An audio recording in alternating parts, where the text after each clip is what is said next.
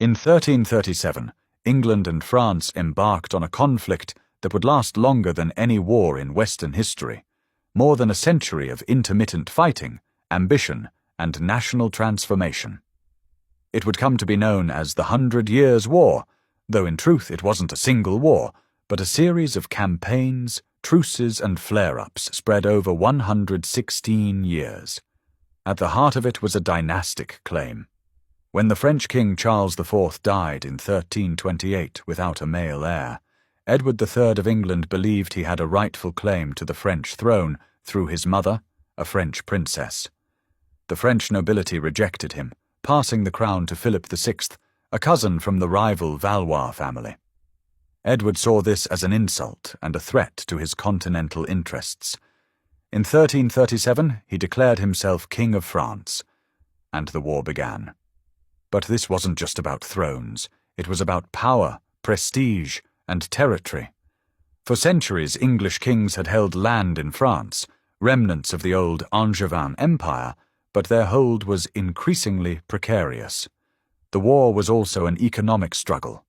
England's wealth depended on the wool trade with Flanders, while France sought to disrupt that lifeline. The early phases of the war were astonishingly successful for the English. At the Battle of Crécy in 1346, Edward III's forces, including longbowmen, crushed a much larger French army. The longbow, a deadly and efficient weapon, changed the nature of warfare. Light, fast, and powerful, it allowed peasant archers to bring down heavily armored knights from a distance.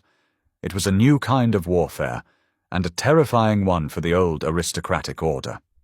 Following Crécy, the English laid siege to the city of Calais, capturing it after nearly a year. It would remain in English hands for over 2 centuries. Then, in 1356, at the Battle of Poitiers, Edward's son, the Black Prince, captured the French king himself, John II. It was an unprecedented humiliation for France. A peace treaty followed, granting England vast territories in Aquitaine. It seemed that England might truly dominate France. But the war dragged on. The truce eventually collapsed, and the tide began to turn. France was larger, richer, and more populous, and over time it began to recover.